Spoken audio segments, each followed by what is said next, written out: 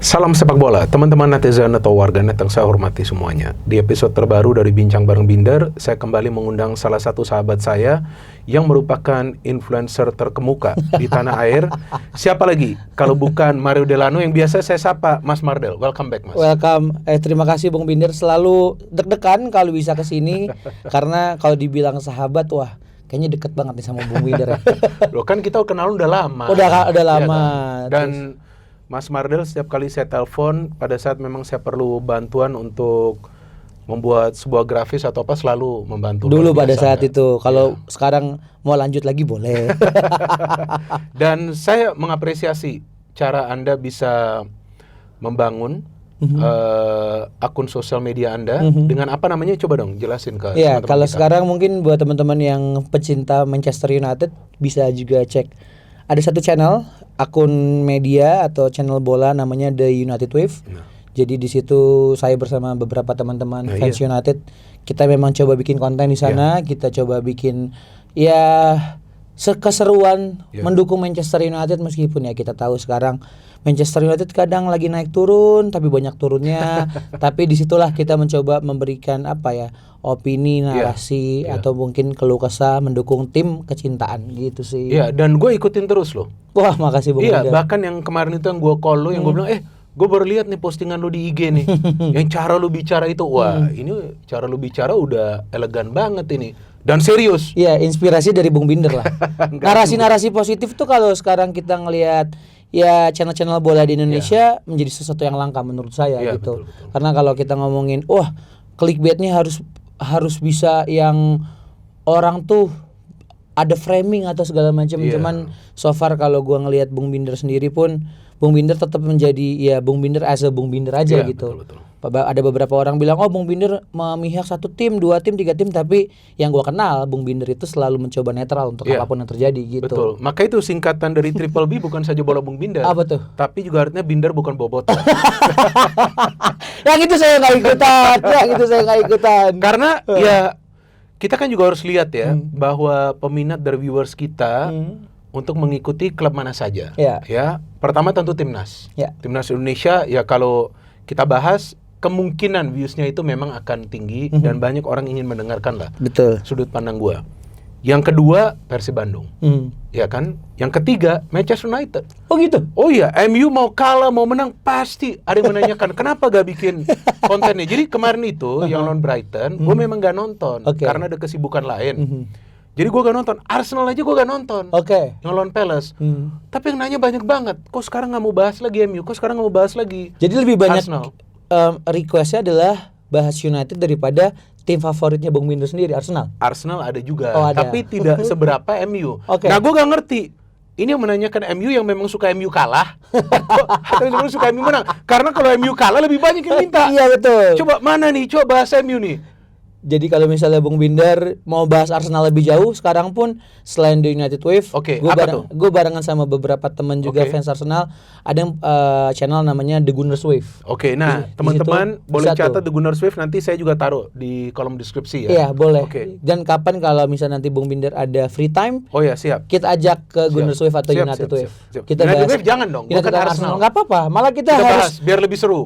Jadi biar nggak selalu yang diundang itu fans United doang. Bung, gitu.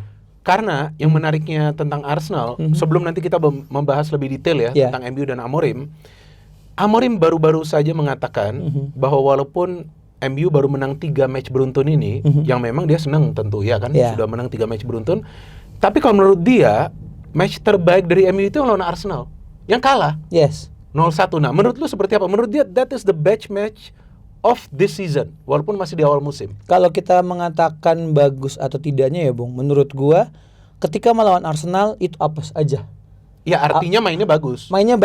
Secara in total mencoba untuk menguasai bola, untuk bisa ngepres.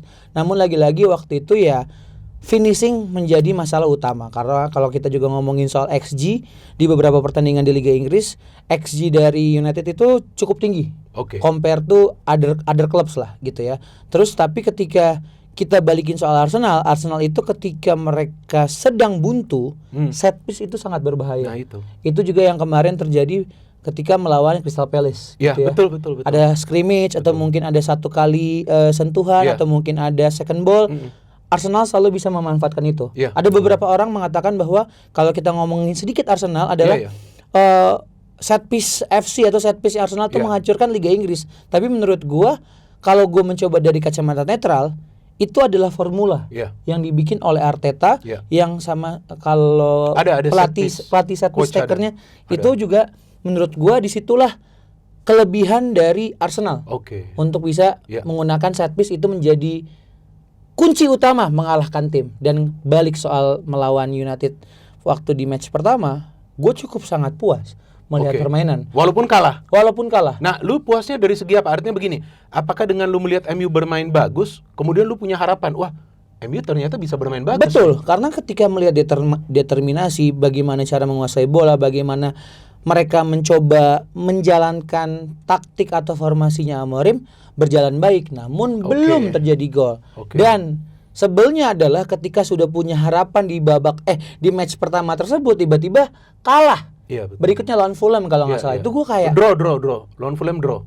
Abis itu sempat kalah juga sama Brentford kemarin kan. Jadi kayak kok gue ngelihatnya sama apalagi yang waktu lawan Grimsby yang kalah kan yang di Carabao kan kayak. Dan sempat ketinggalan dulu. Itu dia gue kayak kok jadi minus lagi gitu. Yang gue harapkan sebenarnya ketika United di musim ini tanpa ada kompetisi Eropa lebih bisa berbenah.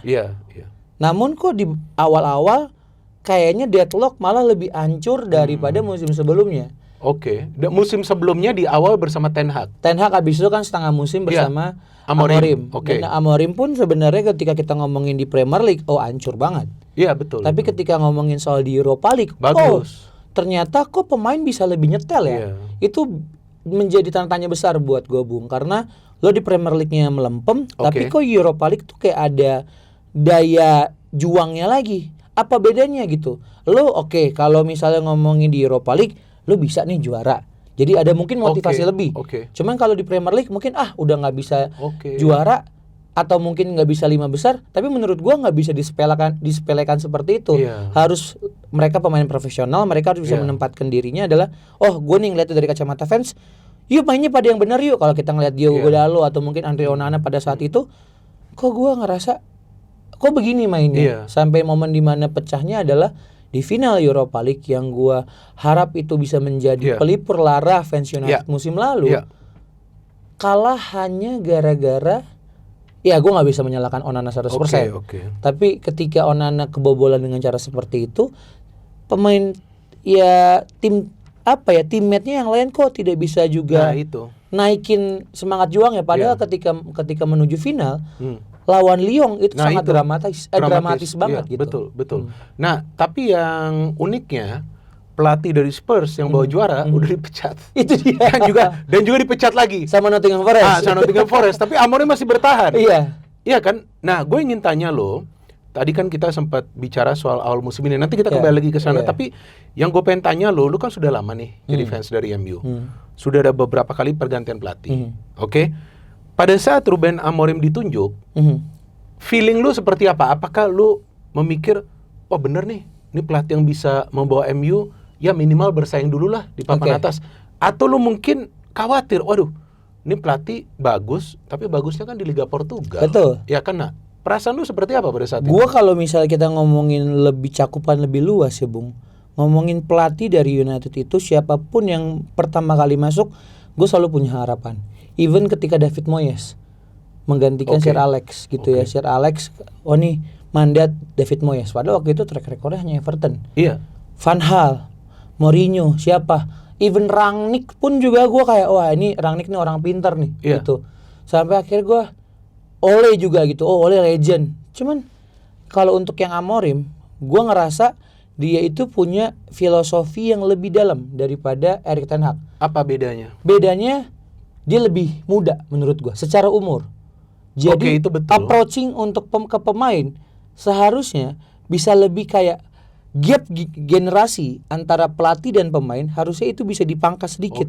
Dan kayaknya gue pernah baca satu artikel itu ditulis sama Kang Jalu kalau nggak salah di Skor. Jadi itu Kang Jalu sempat ngangkat tentang artikel Amorim itu tuh dia yang ketika dia sekolah atau kuliah itu ngambil course tentang psikologi. Oh, jadi ada baru tahu pendekatan sama pemain itu bisa lebih bagus gitu. Karena kalau gua refer dengan permasalahannya United sekarang nih Bung ya, kalau kita coba elaborate lebih jauh, pemain yang masuk ke United itu bukan lagi karena mereka tuh jelek, itu bukan karena mereka mainnya jelek atau mungkin skillnya nggak mumpuni. Ini masalah mentalitas. Mentalitas yang lo dihajar kiri kanan media, lo dapat exposure yang narasinya negatif terus, akhirnya mereka ngedrop juga. Ini terlihat ketika di musim ini Liverpool, Muhammad Salah, habis itu Van Dijk, habis itu juga pemain baru yang lagi sekarang disorot Isak sama si Wirtz gitu ya. Ternyata memang bisa ngeganggu itu loh. Nah, betul. Bung Binder bayangin ketika tadi Bung Binder bilang, oh kalau United kalah nih, orang pada nungguin Bung Binder bernarasi rame kan. Betul. Jadi tuh orang-orang tuh sudah punya narasinya masing-masing untuk United yang sampai akhirnya di luar pun kalau gua coba melihat dari media luar dan gua ngobrol sama beberapa orang di Manchester gitu ya. Mereka bilang, ya pemain ini sebenarnya di generasi sekarang mereka itu sangat tidak bisa lepas dari sosial media. Karena semua cibiran, semua kritik, semua hate speech dari fans atau mungkin dari haters itu mereka bisa lihat dan itu ternyata mempengaruhi kondisi di lapangan. Balik soal Amorim itu bisa benar-benar saklek menurut gua. Pemain ini jelek, pemain ini bagus. Ten Hag pun juga bisa melakukan seperti itu. Cuman menurut gua Amorim ini punya pendekatan tuh yang agak sedikit berbeda.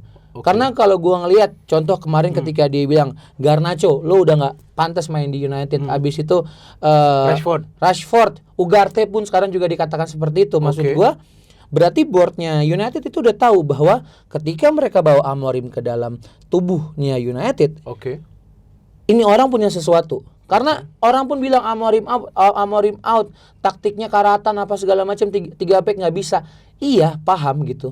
Karena pun kalau misalnya kita ngomong informasi, ketika Ten Hag, ketika siapa pelatih yang datang ke United, mereka punya filosofinya masing-masing kan. Sejauh ini. Iya, punya formasi andalannya masing-masing lah. Betul. Tapi tetap nggak berjalan. Terus disuruh ganti. Mau sampai kapan siklus seperti itu? Karena kalau kita ngomongin out pun, lu mau ganti siapa? Nama sekaliber Zidane, siapapun itu segala macam, belum tentu, Bung. Belum tentu.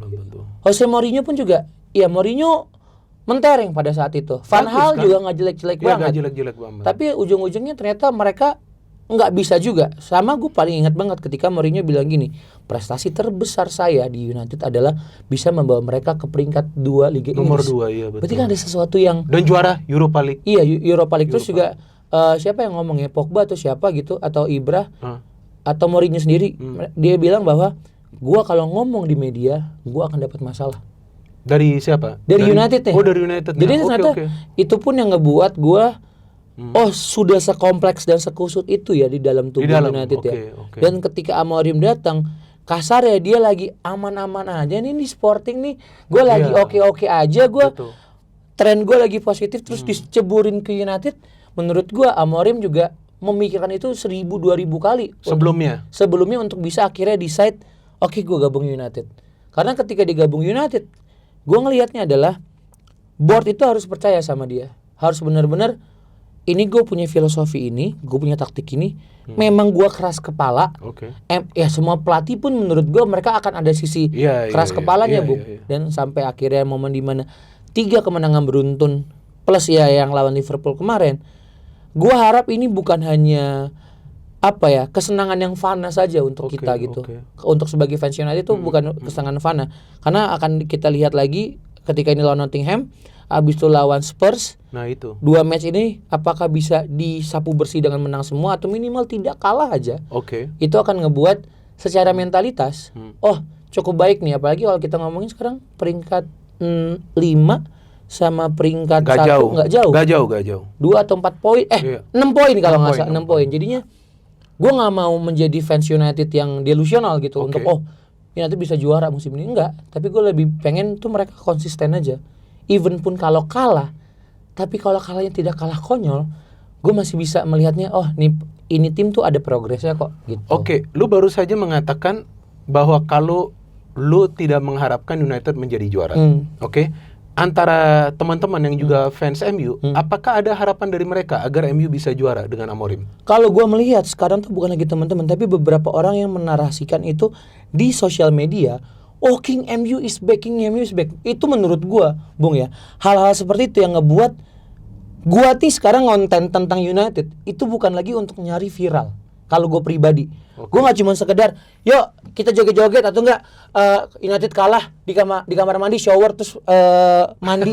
Gue nggak yang kayak gitu. Iya. Kalaupun gue punya sisi idealis gue sekarang kalau nonton, ya udah gue nonton aja, gue tanpa harus embel-embel king-kingan gitu. Iya. Kita pakai King Indo aja, timnas aja nggak lolos Pildun gitu. Tolonglah, jangan bikin jinx itu ke tim favorit gue gitu. Ini tuh gue ngerasa, ya untuk sekarang beberapa orang, ini bisa nih juara.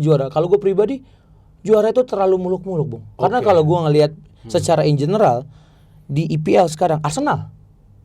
Arsenal sangat oke banget, maksud gue.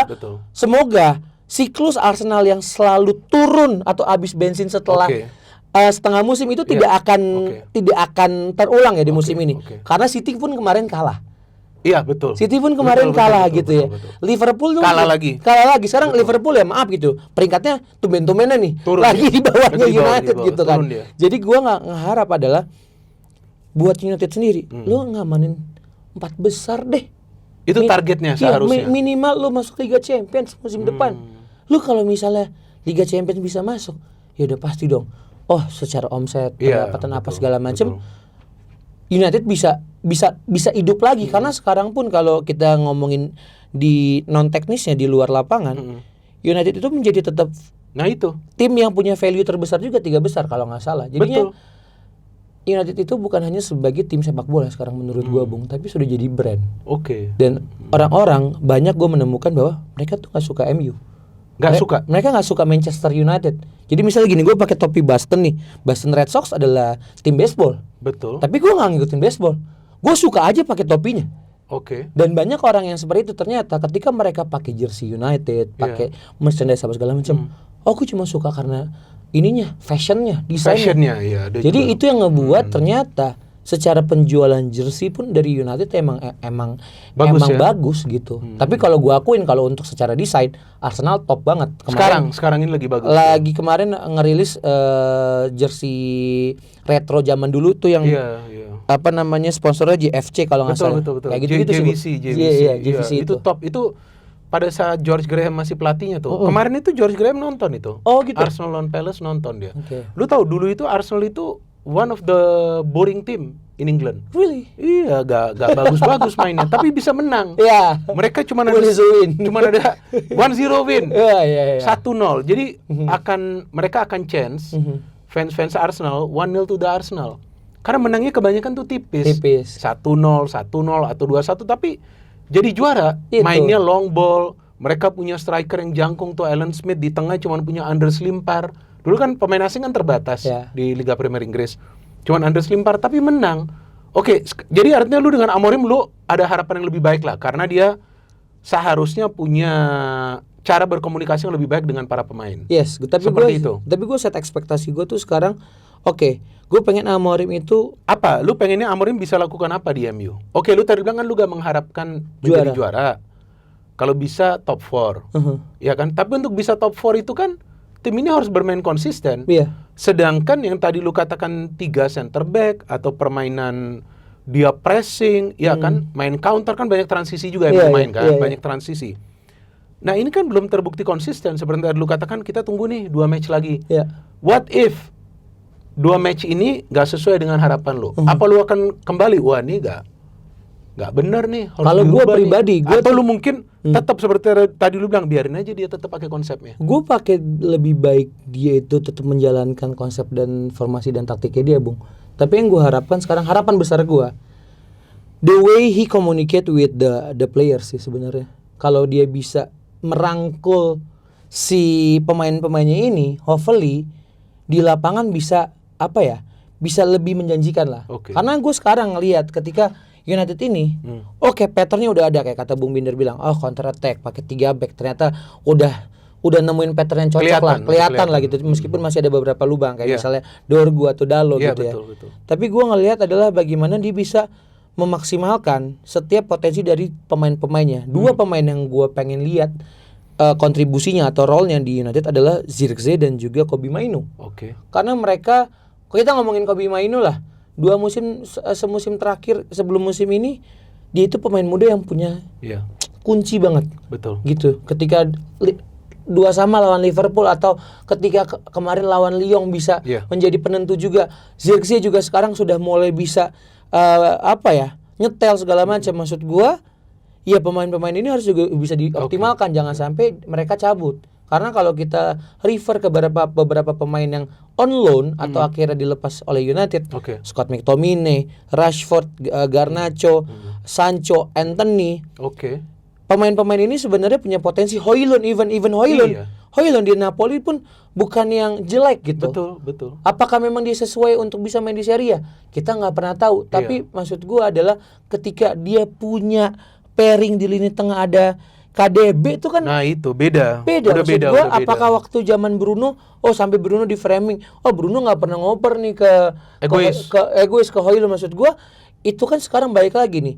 Apakah pemain itu bisa menjalankan taktiknya pelatih? Ini kalau gue dari kacamata fans ya.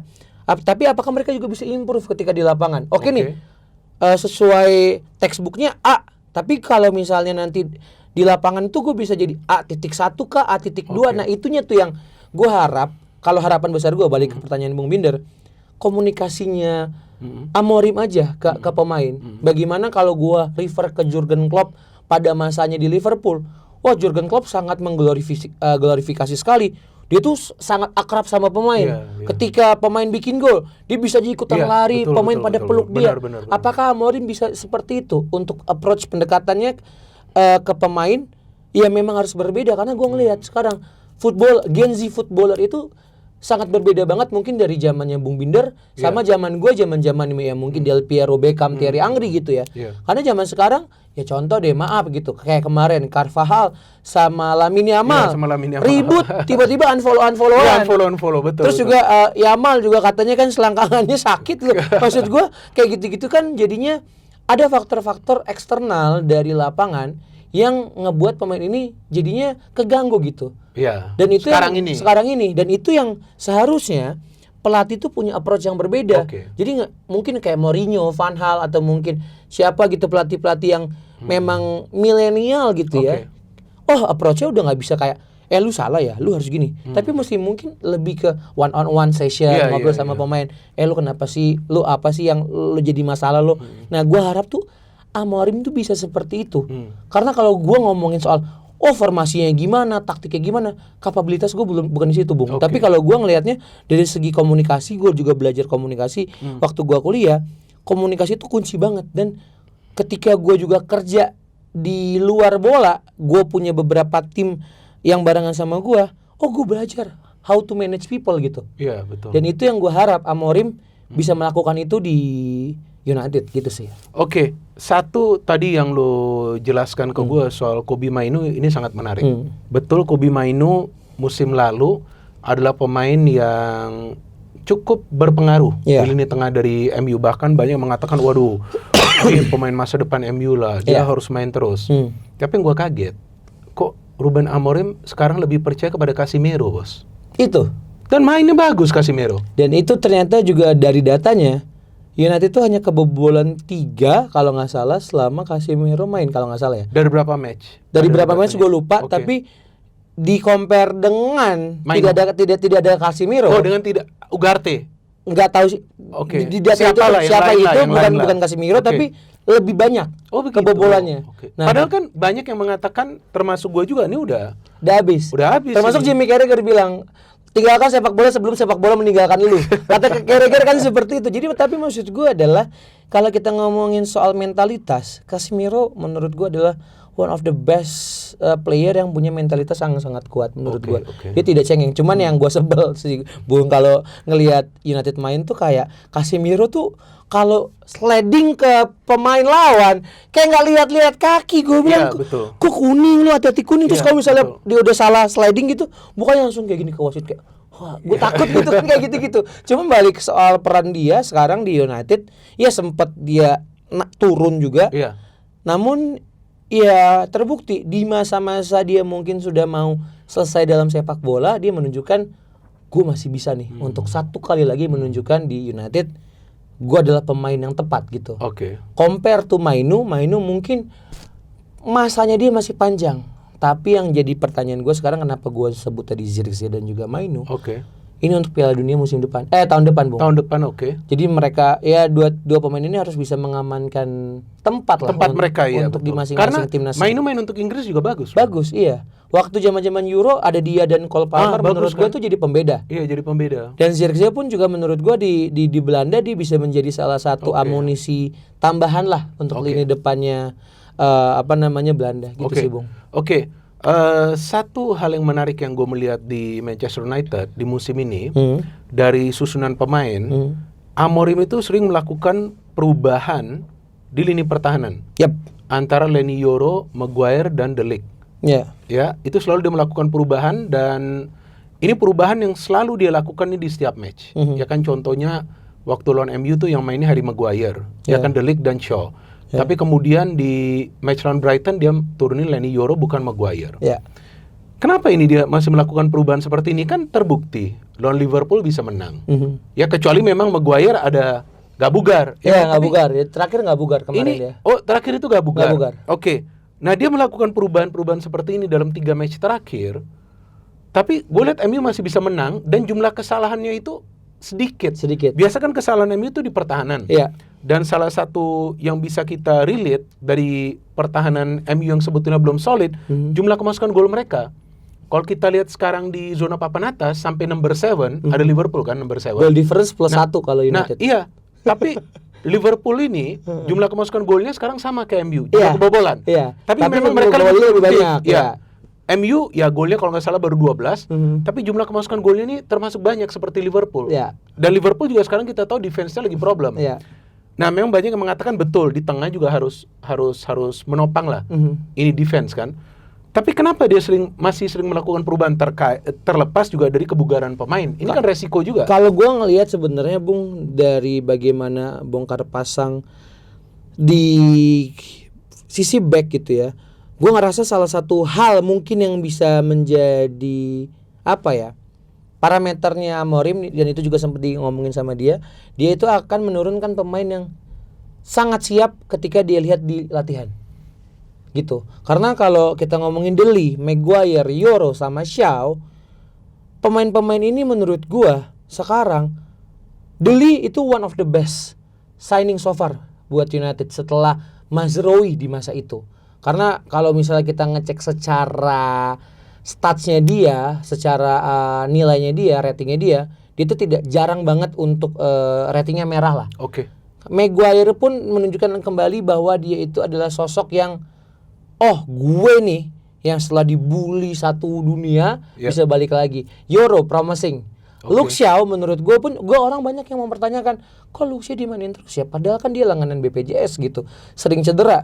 Tapi ketika sekarang, kalau mungkin Bung Binder ngelihat, Bung Binder kan suka nge-gym juga gitu ya. Lihat deh pemain-pemain United itu sekarang badannya kering. Badannya kering, betul. Casemiro sempat yang gempal, sekarang kering. Betul. Luke Shaw kering juga gitu. Betul. Nah, berarti kan ini ada sesuatu yang dimana ketika di sesi latihan, kalau Amorim tuh ngelihatnya, pemain ini memang capable. Dan menurut gua satu hal menariknya lagi, Amorim mungkin dia itu suka merombak-rombak itu biar pelatih lawan tidak bisa benar-benar membaca. Kayak yang kemarin deh waktu lawan Liverpool. Kan mungkin si Arnold Sesko kali ya. Enggak, yang depan. Sesko dipasang. Ternyata Mason Mount. Atau mungkin akunya gitu. Nah, yang sekarang mungkin di sisi belakang tuh seperti itu. Karena kalau dari 4 nama itu mungkin mereka ini adalah masih punya banyak kurangnya. Nah, gimana caranya untuk tambal sulam sehingga akhirnya orang-orang pemain-pemain di depannya Senne Lammens itu juga bisa memberikan kenyamanan untuk Senne Lammens. Dan kalau tadi Bung Binder sempat mention soal jumlah kebobolan United banyak. Punten, mohon maaf ketika kita ngomongin dari match ke berapa ya? Pertama sampai ke 4 atau ke 5 ya kipernya ya masih ada Onana, masih ada Bayindir, dan ternyata itu ya tidak memberikan ketenangan juga untuk defense-nya juga sih kalau menurut gue seperti itu. Satu hal lagi yang menarik kalau gue melihat midfield dari MU dalam 3 match terakhir yang MU selalu menang dan juga sebelum-sebelumnya. Ini menarik nih karena Amorim lebih sering memilih Casemiro, Bruno, Dorgu dan juga Dalot. Dia jarang banget mengganti kuartet ini, jarang banget lah, kecuali ada yang benar-benar gak fit atau ada yang akumulasi. Nah, ini gue ngelihat dalam hal ini Bruno ketika bermain lebih ke belakang, lebih ke tengah. Menurut lo lebih baik atau malah kurang, Bung? Nah, gue ngelihat dia punya ruang yang lebih luas untuk membagi bola daripada dia main lebih ofensif. Karena dia main lebih ofensif, dia mau memutar badan saja sudah sulit. Tapi banyak orang yang mengatakan bahwa ketika Bruno lebih ke dalam secara posisi, malah United tidak bisa berkembang lebih jauh atau mungkin Bruno-nya jelek. Nah, kalau dari lu sebagai pengamat nih, Bung, melihat hal seperti itu kayak gimana, Bung? Kalau gue melihat dengan Bruno bermain lebih ke dalam, dia bisa lebih banyak memberikan umpan kunci. Memang tidak selalu assist, tidak selalu menjadi assist.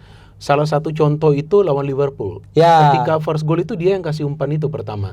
Gol kedua yang gol pertama yang ada kesalahan, yang ada benturan dengan Van Dijk dengan sama gol kedua yang Maguire. Nah, itu dia lebih punya space. Meskipun kita tahu bahwa Bruno kalau dimainkan lebih ke depan, kemungkinan produktivitasnya itu akan bertambah. Tapi MU sekarang punya banyak pemain untuk di depan. Ya, Cunha dan Mbeumo. Cunha, Sesko, Mbeumo dan juga Mason Mount. Nih jujur kalau menurut gue sih masih bingung. Kenapa Mason Mount ini masih dipilih? Gue gak ngerti. Mason Mount itu maksudnya, Bung, mungkin beberapa orang juga mempertanyakan kenapa Mason Mount dipakai. Maksud gue apa ini keunggulan dia? Let's say dibandingkan Sesko. Itu maksud gue. Dia bisa, kalau gue bisa melihat, dia bisa drop off, bisa mundur. Dia bisa tanda kutip pemain yang nurut dan bisa menjalankan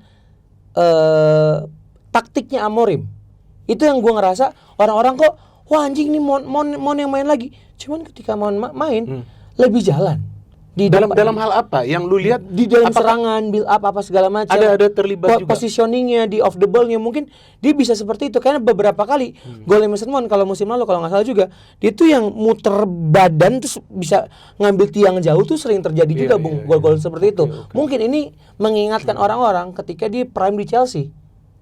Dan Amorim pun bilang, Mason Mount adalah pemain yang sangat gue butuhkan di dalam tubuh Manchester United. Berarti kan dia ada speciality. Mungkin kalau kita ngelihat track back dulu, orang apa sih spesialnya Michael Carrick? Cuman Sir Alex Ferguson tetap pakai dia gitu. Tetap pakai dia untuk bisa menjadi di role-nya dia ya. Nah, role-nya Mason Mount ini mungkin juga yang memang dibutuhkan oleh Amorim gitu sih, Bung. Untuk menjadi link up player ke dua pemain yang di depan, Mbeumo, Cunha atau Sesko yang dipasang kan. Yang menarik gue ngelihat nih Sesko ini kan bukan pemain yang dibeli dengan harga yang murah ya. Dan banyak yang mengatakan ya udahlah nih Sesko masuk ini akan menjadi goal scorer. Walaupun gue pernah memberikan analisa gue, Sesko ini sebetulnya nih kalau menurut gue dengan cara Amorim menurunkan dia sebetulnya bukan main targetnya itu bukan untuk mencetak gol, tapi untuk membuka ruang. Karena sama aja kayak Gyökeres. Nah, kayak begitu. Gyökeres sih, gue sampai hari ini masih kecewa ya. Kenapa? Karena kalau Gyökeres itu untuk skor. Iya. Kan, tapi kok susah banget nih kayak bikin gol kan. Dia kan berat banget kan. Tapi oke lah. Itu jangan kita debat di sini lah. Gue selalu lihat karena Gyökeres itu dibeli untuk skor. Karena Arsenal perlu natural striker. Betul. Itu dari dulu gak ada. Itu gak ada. Tapi kan MU musim lalu sudah ada Zirkzee, sudah ada Højlund. Sekarang oke lah, ada Sesko. Jadi kalau menurut gua, mungkin gua salah, dia tuh memang dikontrak, ya lu harus membuka ruang dalam strategi Amorim. Gak seperti di klub dia sebelumnya. Betul. Jadi dengan adanya dia, itu yang bisa mengalihkan perhatian agar Cunha masuk, Mbeumo masuk, kadang-kadang Bruno juga masuk. Ini kan pembelian yang mahal. Tapi kok Amorim ini berani mencadangkan dia juga di beberapa pertandingan. Ini menurut gua dia termasuk berani loh. Kenapa? Biasanya pelatih yang membeli atau memilih lah, ini pemain gue mau beli nih. Ya kayak Gyökeres kan mau cetak gol, gak cetak gol, main dah pokoknya gitu. Kok dia nih termasuk berani? Kita tahu keputusannya sebelumnya melepas Rashford, melepas Garnacho. Ten Hag mana berani melepas Rashford? Dia berani.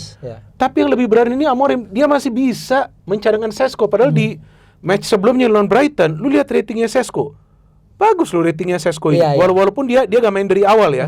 Tapi ketika dia masuk, ketika Šeško ini, ini yang waktu lawan Arsenal ya. Ada nih, Šeško main nih sebentar nih. Šeško kemarin juga ketika lawan Brighton tuh juga memberikan assist Nah juga. iya, dia memberikan assist. Nah dia main, rating dia bagus loh. Walaupun dia dapat kartu kuning. Tapi kenapa dia kadang-kadang berani dicadangin juga? Kalau gua melihatnya seperti ini sih Bung Binder. Kalau dari kacamata fans adalah bagaimana kesiapan pemain itu balik lagi untuk menjadi starting.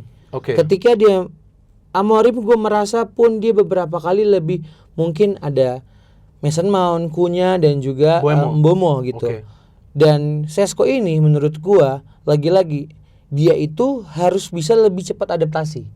Dan gua ngerasa kalau analisa sementara gua apakah Šeško belum benar-benar bisa nyetel sama Liga Inggris, itu yang kita akan lihat lagi. Karena ketika lawan Brighton kemarin dia beberapa kali untuk keeping bola, dia mencoba untuk bisa buka ruang. Dan gue beberapa kali juga melihat video-video dia selama di klub sebelumnya di Leipzig, itu tuh dia bisa buka ruang juga gitu. Itu betul. Dan gue harap nantinya ketika nanti United itu menurut gua nggak tahu kenapa beberapa kali Dorgu atau Dalo masuk tuh kok kayak nggak coba crossing ke kotak penalti ya. Betul. Apakah Kenapa emang itu direction dari Amorim? Bisa saja. Bisa juga. Tapi kalau ketika lu udah punya Šeško di sana, ya lu harus bisa mengoptimalkan crossing kayak kemarin ketika Bruno lawan Liverpool bisa umpan ke dalam. Nah, itu juga mungkin mesti juga ada dibanyakin atau mungkin memang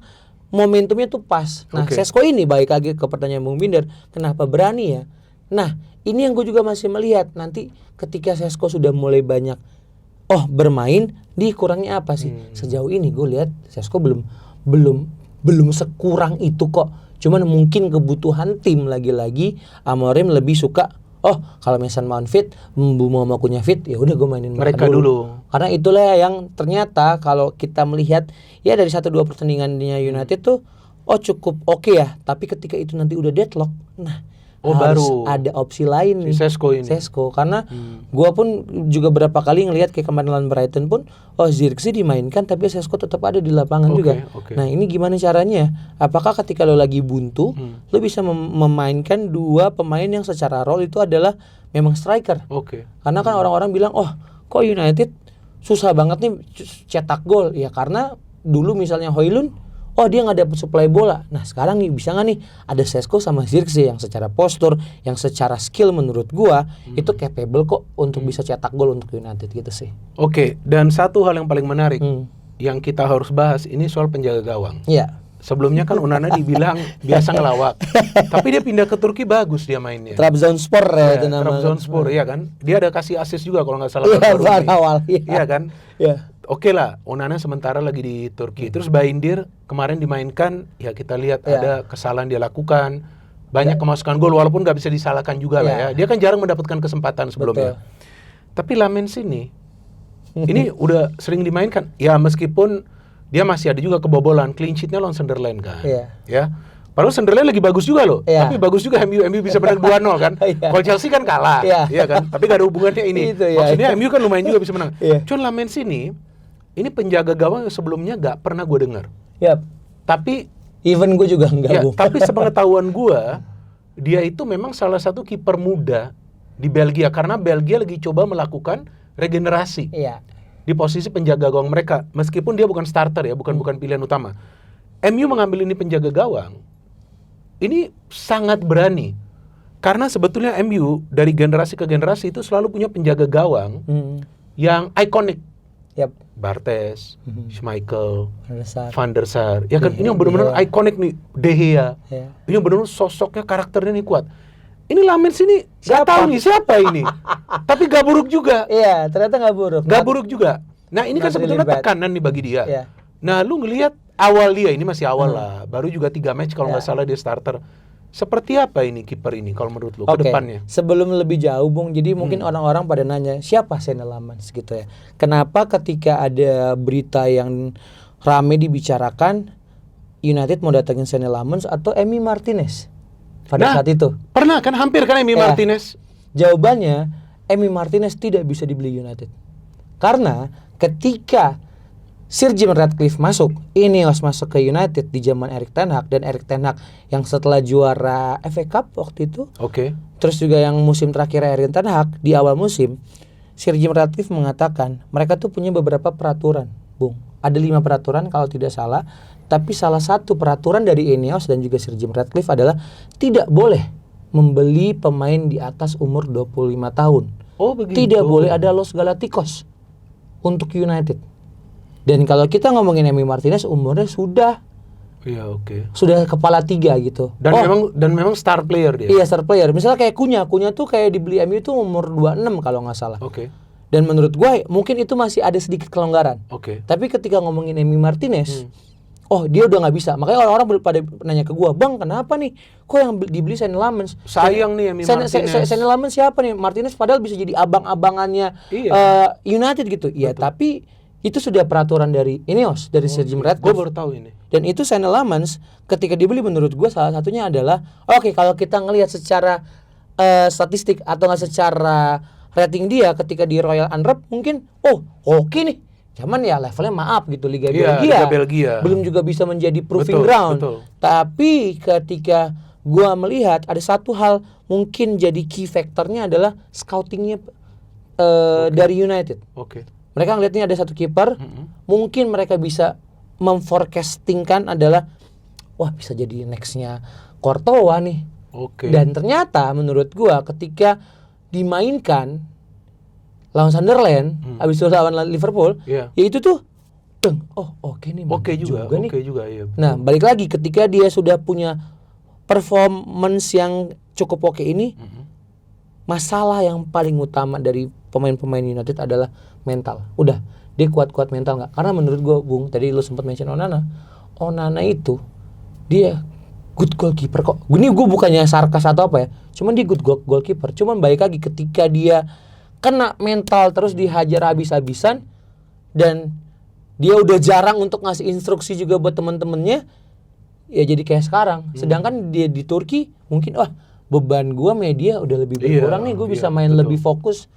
Terus juga kalau kita ngelihat Rashi juga di Barcelona kurang bagus apa, Bung? Maksud gue dengan naik turunnya dia bisa sampai dapat timnas, dipanggil timnas Inggris lagi kok. Betul. Kemarin itu dia kasih assist kan? Yang di El Clasico. Ya Clasico gitu. Jadi maksud gue adalah pemain-pemain seperti ini memang sekarang kita tuh kalau sebagai fans United gue tuh juga kadang bukan sebel sih, cuman ya udah resikonya tim inilah akan diberitakan oleh banyak media gitu, banyak hatersnya apa segala macam. Cuman untuk pemain, gue harap dari pihak klub itu bisa memaintain mereka, bagaimana ngejaga mental mereka, fokus mereka. Karena kalau ada satu series namanya Ted Lasso, di film itu di series itu tuh menceritakan tentang bahwa ada satu pelatih yang bukan berasal dari sepak bola, dia tuh baseball atau football, tapi football yang di US, American. Terus dia tuh datang ke klub namanya, gue lupa namanya apa, AFC Richmond. Abis itu AFC Richmond itu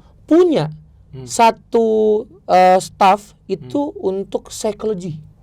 Satu staff khusus. Iya, jadi ketika pemain itu lagi ngedrop, lagi apa, itu ada sesi konseling. Nah, gue nggak tahu nih di era football modern football sekarang apakah itu juga diterapkan di tiap tim besar. Karena kalau kita ngelihat ya, Real Madrid punya pemain bintang tapi pemainnya pasti pada muda juga, Barcelona juga, Arsenal juga. Nah, ini yang menurut gua United harus bisa megang kepala tiap pemain adalah dari sisi psikologisnya, gitu sih. Sekarang dengan MU sudah 3 kali menang beruntun, ini gue pengen tanya lu begini dulu. Sebetulnya ini narasi Tsunami Trophy ini dari mana? Nah, itu gue nggak tahu benar-benar. Itu gue nggak tahu juga awalnya apakah dari content creator atau media yang buat. Tapi gue sangat membenci 2 kata tersebut, Bung. Tsunami Trophy. Gue sangat membenci Kenapa? sekali. Karena itu ngebuat jinxnya ketika dibikin seperti itu, terus tiba-tiba United kalah 7-0 apa segala macam dari Liverpool, dihajarnya tuh habis-habisan. Tsunami air mata. Tsunami air mata. Gue padahal somehow orang-orang akan bilang, ini kan cuma buat for fun doang konten-kontennya. Kayak misalnya ngontenin United yang ya cuma buat engagement atau viral. Tapi menurut gue semakin kesini tuh United tuh udah gak bisa dibikin kayak gitu. Karena kalau gue sekarang ngonten pun, gue bukan jadi yang sok paling United atau sok paling Manchester United, enggak. Tapi gue ngerasa, memang orang-orang itu sangat suka sekali ya untuk konten-konten tim setan merah ini, mau versi parodi, mau versi serius kayak Bung Binder tuh banyak penikmatnya. Rame. Jadi ketika gua membuat The United Wave yang sekarang gua lagi bikin, ya udah ketika menang ya memang rame fansnya, tapi kalau kalah lebih rame lagi. Hatersnya pada datang gitu sih Bung, kurang lebih. Oke. Anggap aja sekarang Tsunami Trophy itu dilupakan lah. Nggak, menurut lu gimana? Lupakan aja. Menurut gue lupakan. Oke, lupakan. Artinya lu percaya proses Amorim dong? Gua harap dengan ada dari satu boardnya United namanya Omar Berrada, dia tuh punya project 2026 kalau nggak salah. Itu untuk 125 tahun apa 150 tahunnya United tuh memang ditargetkan itu untuk juara. 2026? 6 apa 2027? 7 apa 30 gitu ya. Apa 34? Wah salah, itu mah target lolos Piala Dunia ya. Ya, pokoknya ada target dalam waktu dekat ini United itu harus bisa juara Liga Inggris ya. Gua harap kalau memang Amorim itu the chosen one dari semua pelatih yang sudah ngelatih tim ini, ya gua pengen dia tetap coba sih. Apalagi kalau misalnya ternyata tren positifnya, gue nggak usah muluk-muluk deh. 5 pertandingan, dua lagi kan sisa nih lawan Nottingham sama lawan Spurs. Kalau misalnya ini dua ini bisa menang, menurut gue udah on track lah. On track, gue bisa lebih yakin lagi, lebih pede lagi. Kayak lumayan kan Bung ketika gue bawa tamu ke bikin open trip ke Manchester. Iya, rame pasti. Lagi tren positif kan juga enak juga. Betul. Gitu enak sih, juga Bung. jadi pada saat nonton di sana kan. Kapan rencana ke sana? Rencana terakhir untuk yang di tahun ini di November akhir, Desember awal itu lawan West Ham. Lawan West Ham satu match bersama tamu, terus tapi nanti gue coba mau extend, pengen ngerasain experience away day ke Wolves. Iya, itu seru. Sebelumnya experience gue away day pertama kali ke Emirates. Oh, Arsenal yang itu lu pergi ya? Iya, itu yang United kalah waktu itu kalau nggak salah. Waktu masih jersey biru ya, itu gue ngerasain atmosfernya nonton sama the locals tuh memang different banget. Gue sampai nggak berani Bung pegang handphone karena duduknya sama di away section. Oh, oke. Jadi tuh gue kan kayak takut kan, maksudnya enggak, lu kan sama fan MU dong? Gue sendiri, maksudnya iya sama fans MU. Cuman itu kan the local semua. Oke. Ada turis, ya gue turis gitu. Turis, ya. Cuma kan kayak misalnya mau kebutuhan HP terus megangin HP terus buat konten kan kayak takut dikeplak kayak what you doing gitu kan. Masa? Ya kan takutnya kan abang-abangan di sana kan yang emang sangar-sangar, yang hooligan gitu juga Bung. Jadi yang benar-benar fanatik lah. Iya, tapi gue merasakan one of the best experience as a football fans itu sih. Gue bisa away day, terus juga nonton big match, even nonton United kalah gue nggak masalah, tapi gue pengen ngerasain experience mahal itu, yang dimana si beberapa orang-orang yang sudah tetua-tetua ini mereka tuh nggak duduk Bung, berdiri chanting, always chanting kayak gitu. Gue ngerasa sih, wah gue vibes-nya sebagai fans layar kaca dapetin experience seperti itu beda banget. Jadi gue bisa semakin sekarang ngelihat landscape untuk menjadi pecinta sepak bola. Kalau Bung ya sebagai pengamat, gue mencoba memosikan gue sebagai fans. Wah ternyata sepak bola tuh bisa luas banget dan bisa seseru itu gitu sih. Betul. Dan yang penting sportif. Jadi walaupun kita ketemu fans tim lawan saling respect, ya kan, karena yang terjadi rivalitas itu hanya di atas lapangan. Betul. Oke, jadi kita tunggu teman-teman next to match dari Manchester United. Ini menurut Mas Mardel itu next to match itu yang penentuan apakah MU bakal on track atau enggak. Kalau ya gue gak ngerti nih. Apakah nanti akan ada yang aneh-aneh lawan Forest? Ya karena gue selalu pesimis sekarang Bung. Karena Sean Dyche itu yang benar-benar defensif loh. Dia itu di Forest walaupun dia juga belum bagus-bagus sama. Tapi keunggulan dari kan pelatih baru juga. Pelatih baru juga. Itu jadi keunggulan lawan Spurs. Kalah kan kemarin Nottingham kan? Ya kalah. Di Liga. Tapi itu menang di Eropa dia. Di Eropa. Dan yang menariknya nanti itu pada saat ketemu Spurs, itu Thomas Frank. Wah, dia yang paling sering ini loh. Dia megang Brentford kan musim lalu. Iya benar. Kan jago banget tuh Brentford-nya kan. Oke, jadi kita sampai di sini saja. Mas sudah hampir 50 menit. Oke, seperti biasa sebelum kita tutup, lu bisa sampaikan pesan-pesan yang ingin lu sampaikan kepada viewers kita. Ke kamera. Buat viewers dari Bung Binder, tetap support Bung Binder terus karena dia adalah salah satu pandit yang menurut gua selalu netral, selalu mencoba untuk menjadi yang tidak mengarah kemana-mana, fans Arsenal juga, dan dia adalah salah satu panutan gua untuk pandit pertelevisian. Jadi semoga selalu terhibur, dan buat fans-fans United yang suka nontonin Bung Binder juga, percayalah setiap Bung Binder ngomong nih, wah MU meroket nih, United meroket nih, gue merinding. Beneran meroket kan, gue kayak cenayang nih orang gitu. Enggak, gue ada rekam jejak digital nih. Apa? Ya kan Mas, ini beneran. Boleh lu cari lagi, itu udah banyak juga di. Oh, udah banyak yang ngeklip, Bu. Enggak, di beberapa sosmed. Gue mengatakan ini dan gue konsisten dan konsisten bahwa yang paling gue takutin itu kalau MU bangkit. Nah itu sebagai itu fan yang Arsenal, lu merinding katanya kan. Itu yang gue paling takut. Ini benar, jujur gue gak bohong. Kalau MU sudah bangkit, wah disapu rata ini. Aduh, Jangan dulu. Kasih Arsenal juara dulu dengan Arteta. Habis itu mau bangkit, silakan. Liverpool City lagi turun nih. Gitu. Jadi biar Arsenal juara dulu. Habis itu silakan bangkit. Boleh, benar. Oke. Ya udah, nih kita tutup dengan slogan dari channel ini. Oke. No hate, just football. Enggak, no hate, no politik. Oke. Enggak, lu ikutin. Okay. No hate, no no politik, only football. Salam sepak bola. Salam sepak bola. See you guys, thank you. Mantap. Thank you Bung Binder. Iya.